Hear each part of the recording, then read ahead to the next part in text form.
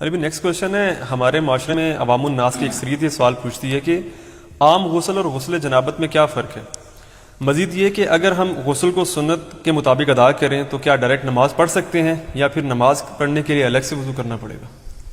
دیکھیں یہ بڑا کریٹیکل سوال ہے، یہ اکثر لوگ کرتے ہیں. میں نے وضو، غسل، تیمم، استنجا، حیض و نفاس کے مسائل، اس پہ 42 مسئلہ ڈیٹیل ریکارڈ کروایا تھا آلموسٹ 7 سال پہلے. اس میں نے بتایا تھا سورۃ المائدہ میں سٹارٹ کے اندر ہی وضو کا طریقہ آیا ہے کہ چہرے کو دھویا جائے، اس کے بعد دونوں ہاتھ کونیوں تک، پھر سر کا مسح اور پاؤں کو دھویا جائے. بل یہ پاؤں کے مسح والا اختلاف بھی ہے اپنی جگہ. المصنف ابن ابی شیبہ میں موجود ہے کہ اکرمہ جو تابعی تھے ابن عباس کے شاگرد، وہ پاؤں پہ مسح بھی کر لیتے تھے. اس کو زیادہ جھگڑا نہیں بنانا چاہیے. تو یہ وضو کا طریقہ قرآن کے اندر ہے، بخاری مسلم میں درجنوں احادیث ہیں، بلکہ مسلم شریف کے اندر تو 1000 سے زیادہ احادیث ہیں وضو، غسل، نماز اور طہارت کے مسائل کے اوپر، 1000 سے زیادہ. لیکن یہ آپ کو کہتے ہیں جو وضو کا طریقہ تو امام حنیفہ نے بتایا ہے، تو احادیث کے اندر موجود ہے. تو آپ بخاری مسلم دونوں میں حدیث موجود ہے کہ نبی علیہ السلام غسل کیسے کرتے تھے. امہات المومنین نے روایت کی ہے کہ نبی علیہ السلام جب بھی غسل جنابت کرتے تھے تو آپ علیہ السلام غسل کرنے سے پہلے استنجا کیا کرتے تھے. اس کے بعد آپ علیہ السلام زمین پہ ہاتھ مار کے مٹی لیتے تھے. اس زمانے میں ظاہر صابن تو نہیں ہوتا تھا، اور مٹی اس جگہ پہ ملتے تھے جہاں پہ مری وغیرہ لگی ہوتی تھی تاکہ اس کو صاف کرتے. ظاہر وہ سمپل پانی سے تو صاف نہیں ہوگی. اس کے بعد آپ علیہ السلام، بخاری مسلم کے الفاظ ہیں کہ نماز کا سا وضو کرتے تھے، کلی کرتے تھے، غرغرے کے ساتھ سنت ہے، ناک میں پانی ادھر تک چڑھاتے تھے. اور وہ ابو داؤد میں الفاظ موجود ہیں کہ اگر روزہ نہ ہو تو پھر تو آپ اوپر تک چڑھائیں، روزہ ہو تو آپ بس نارمل ہی جتنے ہے پانی ہے. اس کے بعد چہرہ دھوتے تھے، نماز کا سب وضو کرتے تھے، پاؤں چھوڑ دیتے تھے. اس کے اندر ایک حکمت تھی، کیونکہ کیچڑ تھا، نیچے پانی جمع ہوتا تھا، اور اس زمانے میں لوگ شلوار نیچے سے نہیں پہنتے تھے، تہمت ہوتی تھی، نیچے سے پہنے تو کیچڑ پاؤں پہ لگ جائے. تہمت میں جو کر رہا ہے تو وہ تو اوپر سے پہن لے گا اور پاؤں اس کے کیچڑ والے ہوں گے. اور بخاری مسلم میں الفاظ ہیں نبی علیہ السلام باہر آ کے پاؤں دھوتے تھے. آج کل ایسا نہیں ہے. آج تو ہم اس اسماعی سے گزر نہیں رہے، ہم تو ٹائلز والے باتھ روم میں ہوتے ہیں، ساتھ ساتھ پانی بہتا رہتا ہے، وہ پاک ہوتا جاتا ہے، نکل جاتا ہے. ورنہ تو ہمارے لیے مصیبت ہو جائے، ہم پہلے تولیہ باندھ کے باہر نکلیں اور پاؤں دھوئیں اور اس میں وہ چینٹے بھی نہ پڑیں پھر شلوار پہنے. اب تو یہ ضرورت ہی نہیں اندر ہی، تو آپ پورا وضو بھی کر سکتے ہیں. اچھا، کیونکہ نبی علیہ السلام وضو کرتے تھے اور اس سے پہلے استنجے والی جگہ سب کچھ دھو چکے ہوتے تھے، اور اس کے بعد آتا ہے پھر آپ علیہ السلام 3 دفعہ جو وہ سر پہ پانی بہاتے تھے، دائیں طرف بائیں طرف. ذرا وہ غسل ہوتا تھا ایک برتن اور بالٹی کے ذریعے، تو وہ اسی طریقے سے ہی ہوگا. آج کل تو شاور ہے، مسئلہ ہی کوئی نہیں ہے. تو اس کے بعد آپ پاؤں باہر نکل کے دھوتے تھے، اور اسی وضو کے ساتھ غسل کے ساتھ وضو بھی شمار ہو جاتا تھا.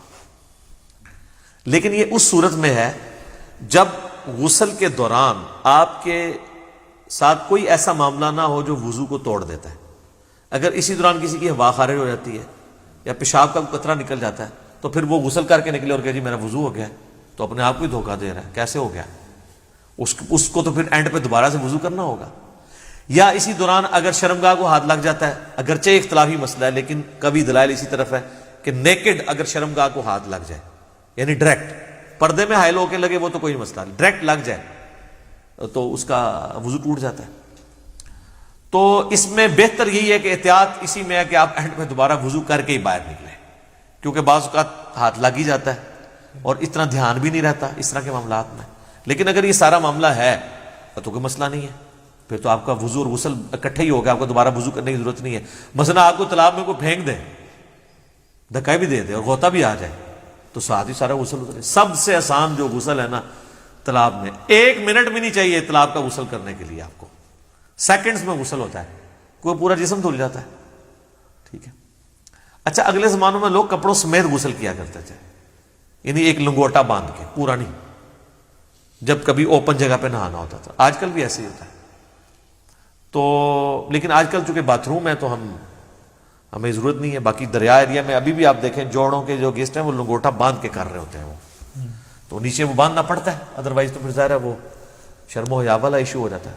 تو پھر اگر ایسی صورتحال ہوگی تو اگر کوئی وضو کے توڑنے والی چیز نہیں ہوئی تو آپ غسل کے بعد آپ کا وضو شمار ہو جائے گا، غسل جنابت ہو جائے گا. کئی شادی شدہ لوگ ہیں ان کو بالکل غسل کا طریقہ نہیں پتا، ٹھیک ہے، اور ان کو بالکل پتہ ہی نہیں. باقی رہا عام غسل بھی سنت کے مطابق ہی کرنا چاہیے. عام غسل ویسے کون سا ہوتا ہے؟ وہ تاری لانا ہے، جڑا گرمی دور کرنا ہے، وہ غسل تو نہیں ہوتا، وہ تو خالی تاری لگانا ہے. ہر غسل سنت کے مطابق ہی آپ نے کرنا ہوگا. اگر عام غسل سے مراد آپ نے صحیح بخاری مسلم میں حدیث ہے کہ جمعے کا غسل کیا جائے، اور مسلم میں الفاظ ہے کہ ہفتے میں ایک دن غسل کیا جائے، تو وہ سنت کے مطابق ہی کرنا ہوگا. یا عید کے اوپر غسل کرنا سنت ہے تو سنت کے مطابق ہی کرنا ہوگا، ٹھیک ہے. اسی طریقے سے میت کو غسل دینے کے بعد جب جسم پہ چھینٹے پڑ جاتے ہیں اور پھر آپ نے غسل کرنا ہے تو سنت کے مطابق کریں، یا اتنا حصہ بھی دھو لیں تو وہ بھی کافی ہے. وہ غسل والا حکم منسوخ ہو چکا ہے، اتنا حصہ بھی دھو لیا جائے کافی ہے. تو غسل جب بھی کریں سنت کے مطابق ہی کریں تاکہ آپ کی عادت نہ ٹوٹے. بل عام غسل آپ جس بھی طریقے سے کر لیں گے ظاہر ہے اس میں تو پھر کوئی ایسا ایشو نہیں ہے. آپ جب کر کے ازائے وضو پہ جب پانی بہ جائے گا تو خود بخود آپ کا وضو ہو جائے گا، بشرطے کہ اس دوران کوئی وضو توڑنے والی چیزیں نہ ہوں. اسلامی بہنوں کے لیے میں عرض کر دوں کہ ان کے غسل میں فرق ہے. صحیح مسلم کے اندر موجود ہے کہ اما عائشہ کہتی ہیں کہ نبی علیہ السلام جو حالت حیض میں غسل ہے نا، اس میں ہمیں حکم دیتے تھے کہ ہم بالوں کا جوڑا بھی کھول کے پورا کھول کے نا، جو بنائی ہوتی تھی آپ نے چٹیا، اس کو کھول کے غسل کریں. لیکن جو عام غسل ہے غسل جنابت، اس میں آپ کہتے تھے بس اوپر سے پانی بہا لو تو کافی ہے، کیونکہ عورت کے لیے تردد ہے، اس کی تو کئی بالٹیاں سر پہ ہی لگ جائیں گی. اس زمانے میں تو پانی بھر کے لانا بھی ایشو ہوتا تھا. آج کل والا صاحب تو نہیں ہے، اٹیچ بات ہے اور اوپر جو ہے وہ آپ کا شاور چل رہا ہے. تو اسی والے سے وہ سیدہ عائشہ کے پاس کچھ تابعین آئے بھی تھے، وہ مانتے ہی نہیں تھے کہ جی آدھی بالٹی سے کیسے غسل ہو سکتا ہے. تو عائشہ ان کے سامنے آدھی بالٹی لے کے گئی، پردے میں موٹے کپڑے میں، اس وقت ذرا اٹیچ بات کپڑے والے ہی ہوتے تھے. ٹوائلٹس گھروں میں نہیں ہوتے تھے، گھروں کی چھت پہ ہوتے تھے یا باہر زمین میں، لیکن باتھ روم تو گھر کے اندر ہوتے تھے کیونکہ اس میں بدبو والا نہیں، پانی بہ جاتا ہے. وہ کہتے ہیں جی سیدہ عائشہ نے غسل کر کے دکھایا، بخاری مسلم میں آتا ہے. تو میں نے اس کو بھی جواب دیا تھا، انہوں نے ان کے سامنے نہیں کیا، ان کا وہم نکالا ہے کہ دیکھو اندر ٹوٹی بھی کوئی نہیں ہے، میں یہ پانی لے کے جا رہی ہوں، اس سے غسل کر کے نکلوں گی. تو وہ ان کا وہم نکالنے کے لیے تھا. تو یہ غسل اس صورت میں شمار ہوگا اس کے ساتھ وضو بھی، جب کہ وضو توڑنے والی کوئی چیز نہ ہو. تو ظاہر ہے اتنی احتیاط کے ساتھ، بعض لوگ تو بیچارے پوری احتیاط سے کرتے ہیں، اینڈ پہ جب وہ یعنی وہ کپڑے پہننے لگتے ہیں تو شرمگاہ کو ہاتھ لگ جاتا ہے، تو پھر 0 پہ آ گئے، جیسے 99 پہ سانپ کاٹ گیا نیچے آ گئے. تو بہتر یہی ہے کہ تسلی سے کر کے نکلیں، بعد میں آپ وضو کر لیں، اور اس میں کوئی غلوب والا شمار بھی نہیں ہوگا. ظاہر ہے کہ آپ اس اعتبار سے کر رہے ہیں.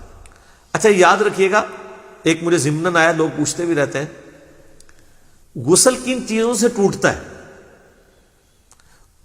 غسل اسی صورت میں ٹوٹے گا جب شہوت کے ساتھ منی خارج ہوگی، یا میاں بیوی ازدواجی تعلق قائم کریں اور اس صورت میں چاہے منی خارج ہو یا نہ ہو. بس یہ 2 چیزیں ہیں جن سے غسل ٹوٹے گا، ٹھیک ہے. حیض والا تو عورتوں کا معاملہ الگ ہے. تیسری کوئی صورت نہیں ہے. بعض اوقات پیشاب کرتے ہوئے منی کے قطرے نکل جاتے ہیں تو وہ شہوت کے ساتھ نہیں نکلے، اسے ودی کہتے ہیں، وہ منی نہیں ہوتی، وہ غسل نہیں توڑے گی. اسی طریقے سے بعض لوگ بیچارے پہلے غسل سے پہلے وضو کرتے ہیں، اس کے بعد جب سر پہ پانی ڈالتے ہیں تو ٹھنڈک کی وجہ سے پیشاب کے قطرے نکل جاتے ہیں، وہ سمجھتے ہیں پیشاب نکل گیا پھر دوبارہ سے غسل شروع کرنا. نہیں، پیشاب نکلنے سے غسل تو نہیں ٹوٹا، وضو آپ کا ضرور ٹوٹ گیا. تو وہ وضو تو آپ نے ویسے بھی اینڈ پہ دوبارہ ہی کرنا ہوگا احتیاطاً. غسل آپ اپنا جاری رکھیں. غسل کے دوران پیشاب کرنے سے، ہوا خارج ہونے سے غسل جہاں تک پہنچا اس کو آگے ہی لے کے چلیں، پھر 0 پہ نہیں آپ نے آنا، کیونکہ وہ غسل نہیں ٹوٹا، آپ کا وضو ٹوٹا ہے. تو وضو تو آپ دوبارہ بھی کر لیں گے. غسل توڑنے والی چیز میاں بیوی کا ازدواجی تعلق ہے، خواہ اس میں منی ہو یا نہ ہو، اور یعنی نائٹ فال، یعنی منی کا شہوت کے ساتھ نکلنا، وہ نائٹ فال کے ذریعے ہو یا کسی اور غلط طریقے سے ہو، یعنی میں کوڈ ورڈز میں بات کر رہا ہوں، تو وہ غسل کو فرض کر دے گی. باقی اور کوئی چیز جو ہے نا وہ غسل کو فرض نہیں کرتی. تو یہ ایسے مسائل ہیں جو لوگ عموماً پوچھتے رہتے ہیں. تو آسان ہی معاملہ جی، آپ دین سیکھیں، دین میں آسانی ہے. تو اگر آپ بعد میں وضو کر لیں غسل کے بعد، اسی میں احتیاط ہے، بجائے اتنا اس طرح کر کے کان پکڑنے میں، آسانی اسی کے اندر ہے آپ کی. ٹھیک ہو گیا جی، جزاک اللہ.